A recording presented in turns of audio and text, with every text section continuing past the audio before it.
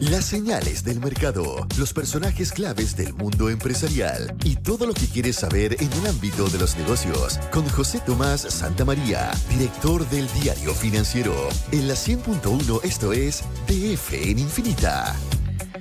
¿Qué tal, José Tomás? Muy bien, ¿y ustedes? Hola. Connie, Juan Manuel, ¿cómo están? Muy bien. Muy bien, pues estamos Qué aquí bueno. exultantes esperando saber cuántos proyectos para retiro de fondos de Yo pensiones no se van puedo a presentar creer a partir que de hoy. estemos reviviendo esta discusión. Que pase tan rápido un año, dices Es que tú. no lo puedo creer.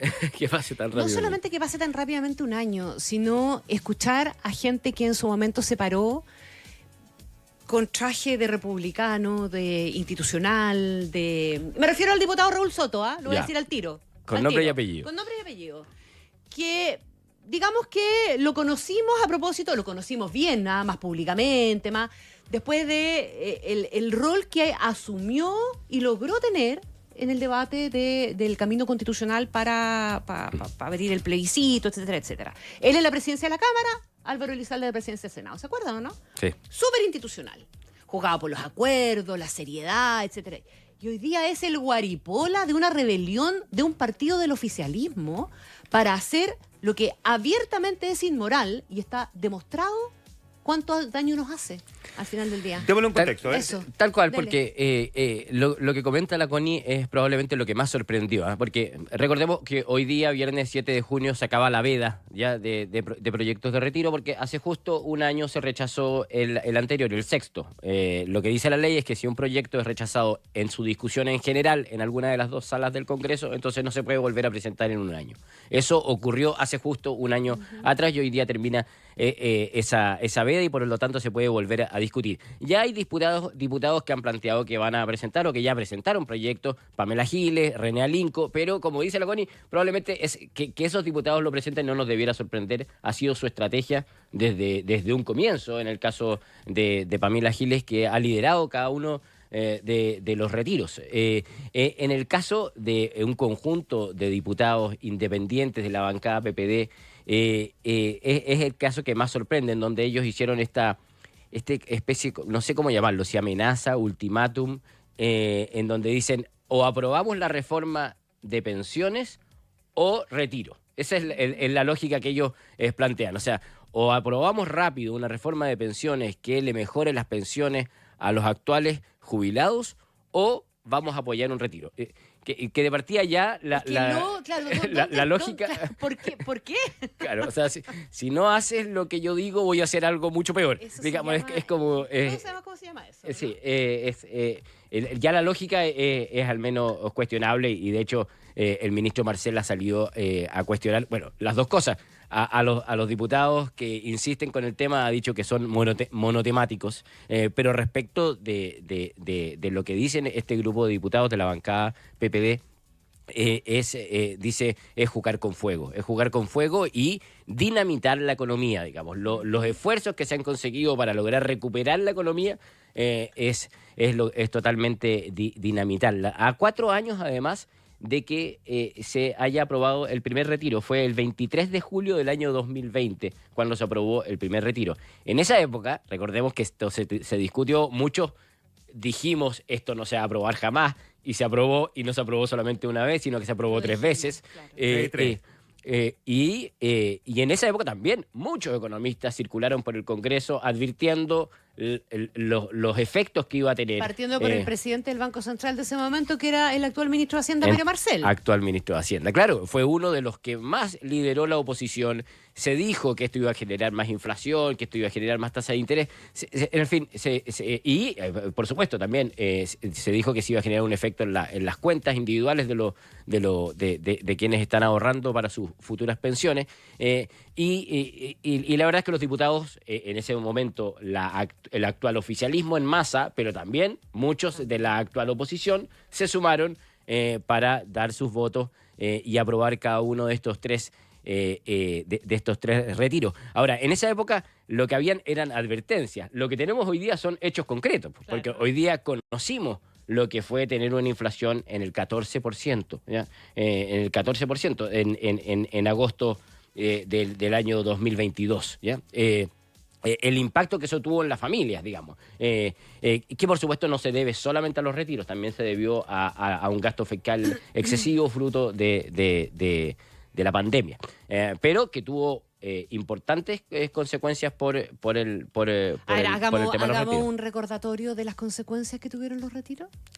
Bueno, por de pronto está el tema que quizás más evidente, que es el tema de las pensiones, ¿cierto? O sea, ¿cuánta gente se le disminuyó sus saldos con los que están ahorrando para las futuras pensiones? Hoy día en el Diario Financiero traemos un artículo de la periodista María Paz Infante y Carmen Aguirre, que le solicitaron por ley de transparencia a la Superintendencia de Pensiones un dato que hasta el momento no habían entregado. Le pidieron a la Superintendencia, háganos el cálculo, díganos de la cantidad de personas que retiraron fondos, ¿cuántos ya lograron recuperar sus saldos a 4 años del primer retiro? Y las cifras, según distintos economistas con las que la María Paz compartió estos cálculos, fueron sorpresivos. De los casi 10 millones de personas que retiraron, solamente tomando a los afiliados activos, es decir, sacando a los pensionados y a las personas que han fallecido.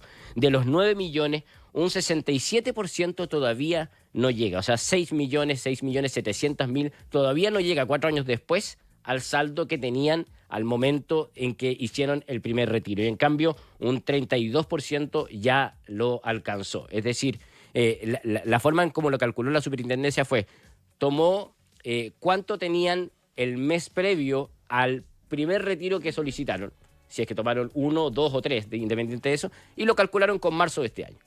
Y ahí les dio que 2/3 aún no recuperan su saldo. Si uno va específicamente a los casi 4 millones de afiliados que quedaron con saldo cero, ¿ya?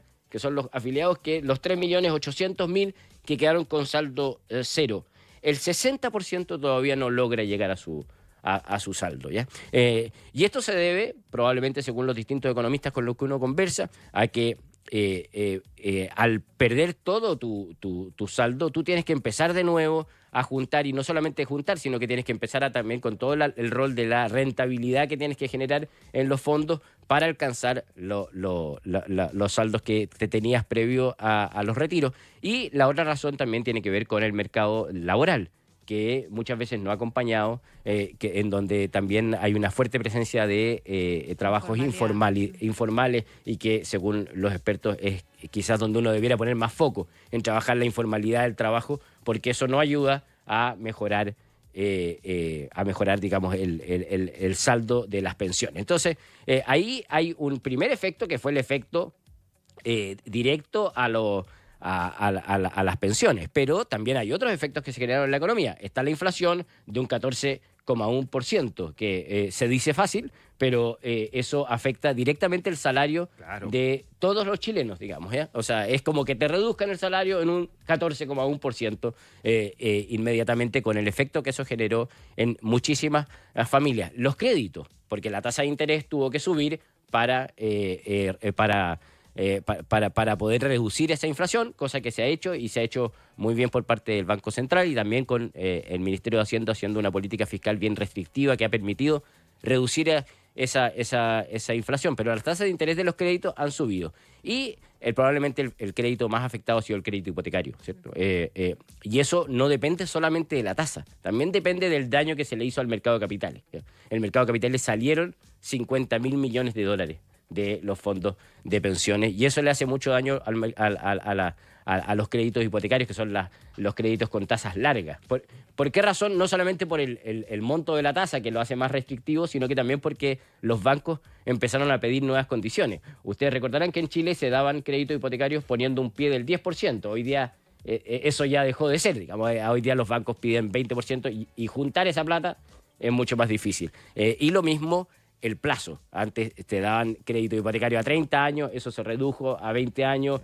Eso implica que el dividendo es mucho más alto. Al ser más alto, tienes que tener un sueldo más alto. Eso es lo que muchas veces prohíbe para mucha gente juntar plata o poder comprar una casa propia. Lo que fruto de esto. Lo que le cuesta mucho entender a ciertos políticos que cuestionan cuando dicen que el sistema de AFP lo que buscó en la práctica fue simplemente crear con la plata de los trabajadores un mercado de capitales, cosa que en estricto rigor es cierta, porque también creó un mercado de capitales, aunque creó un sistema de jubilación distinto al que teníamos, que no estaba funcionando en Chile, pero es verdad también que se creó un sistema de mercado de capitales, pero cuando uno trata de explicarle por qué era bueno crear un mercado de capitales, precisamente porque podía beneficiar a personas que quisieran, por ejemplo, acceder a un crédito hipotecario, no lo logran entender.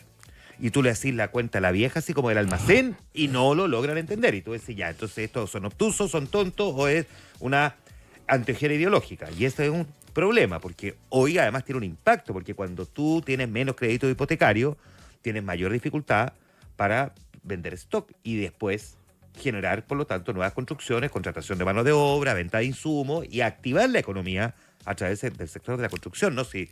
Que justamente está viviendo una crisis muy fuerte el sector de la construcción y del mundo inmobiliario, justamente, y lo veíamos ahora en estos Cyber Days, que se ofrecen muchos departamentos, justamente por esta crisis que se ha generado en esta industria.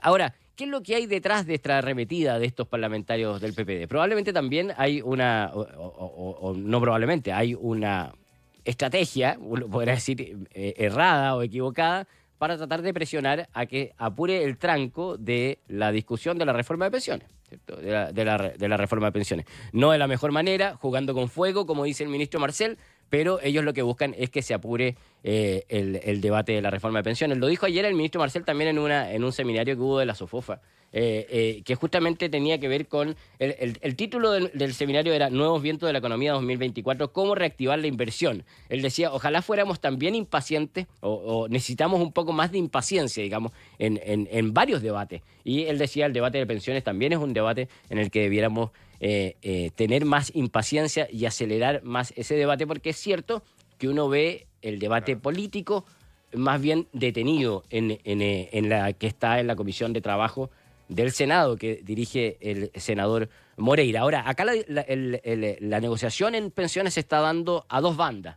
Está la Comisión de Trabajo, donde se está dirigiendo la discusión más bien política, y hay una discusión más técnica, con asesores de todos los parlamentarios de esa comisión que coordina Cristóbal Uneus, que es un economista asesor del Ministerio del Trabajo. Esa comisión técnica se ha manejado con absoluta reserva. No sabemos en qué está. Lo que nos han dicho solamente es que van bien, que van avanzando, pero en absoluta reserva. Ahora, no sirve de nada que ellos lleguen a algún tipo de acuerdo si es que no logramos un acuerdo político. Y ahí hay muchas dudas en torno a por qué no logran ponerse de acuerdo, y probablemente tiene mucho que ver también que estemos en campañas municipales y la dificultad que significa llegar a acuerdo en eso. La piedra de tope sigue siendo la distribución del 6% adicional. Los 6 puntos adicionales, ¿cómo distribuimos eso?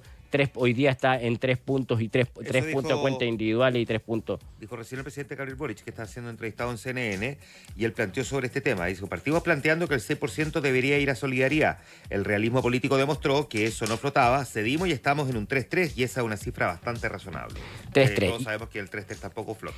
El gobierno se ha instalado en el 3-3 y la oposición en un 6-0 a cuentas individuales. Claramente, probablemente no debiera ser ninguna de las dos, porque si cada uno no va a ceder en algo, no vamos a tener reforma de pensiones, digamos. Entonces, por eso llamó mucho la atención la postura del senador Lagos Weber en el Chile Day, que el viernes pasado en Nueva York, cuando en una conversación con el senador Macaya, dijo que había que abrirse a otras fórmulas. Él habló de 4-2, incluso dice 5-1, que fue algo que llamó mucho la atención, porque probablemente hay parlamentarios de oposición que un 4-2 lo firmarían, o ya un 5-1 aún más. Entonces, muchos se preguntan qué hay detrás también de esa estrategia también del senador de buscar viabilizar un acuerdo en torno a esto, porque alguien tiene que dar el paso de acercar esas posiciones si es que se quiere llegar a un acuerdo. Hay un detalle que es bien importante ahí, es que finalmente el efecto de los retiros que tú describías al comienzo, esta idea de que un 60 y tanto % de la gente no ha recuperado la plata que tenía antes del primer retiro, cambió también completamente el eje de la discusión. O sea, esta idea de que hoy día hay que fortalecer las cuentas individuales por el retiro de los fondos es una cuestión que no estaba presente cuando teníamos la discusión de reforma de pensiones antes de los retiros. Claro. Es un factor súper relevante. Claro, perdona, y que le agrega también un elemento adicional de confirmar que quien está defendiendo la capitalización individual no puede al mismo tiempo estar propiciando retiro. O sea, Claro. es un contrasentido, Totalmente. pero en los términos. Es un contrasentido. Y eso se dio justamente con los retiros, en donde probablemente la población también se dio cuenta Que la plata era suya. que la plata era suya y que estaba ahí, y que estaba bien resguardada, y que tenía rentabilidad, y que estaba bien cuidada. Entonces, las personas se dieron cuenta que había una cuenta y por lo tanto mostraron más interés porque creciera sus cuentas individuales, y eso ha generado que hoy día en las encuestas la mayoría de las personas quieran que crezcan sus cuentas individuales. Yo sé que voy a hacer una pregunta bien naive, bien frívola, bien superficial, pero sí es uno, ¿no? ¿Para qué me voy a disfrazar de intelectual si soy superficial? ¿A quién quiere beneficiar el proyecto de un séptimo retiro en el discurso de Pamela Giles, de los parlamentarios del PPD? Teóricamente a los que menos recursos tienen porque dicen que les falta plata. La pregunta es, ¿cuánta plata tienen en sus cuentas de capitalización individual guardadas? Porque esas personas ya retiraron, como para justificar que realmente podrían hoy día retirar. Porque claro, efectivamente han venido capitalizando en este tiempo, después de los últimos 3 rechazos, pero es muy poco a lo que van a poder acceder. Por lo tanto, es un engaño. Si es evidente que esto es una campaña de características políticas, y yo creo que uno no puede desagregar las ventas del Cyber Day. Sí, con más de 512 millones de ventas, superiores a las del 2021, que era cuando la plata estaba dando vuelta producto de los retiros y los IFE, significa que el discurso político es bien distinto a la realidad nacional. Tal cual, y bueno, son datos que los que comenta Juan Manuel que debiéramos pedir en una nueva pedida de información a la superintendencia, pero al menos te revela algo que de los que como señalábamos recién, que los casi 4 millones de personas que quedaron sin saldo, el 60% aún no recupera tampoco su saldo, es decir, esto a lo que menos beneficiaría sería a las personas con menos recursos. Muy bien, gracias, mi querido José Tomás. Nos vemos la próxima semana. Buen fin de semana. Nos vemos. Excelente, gracias. Adiós.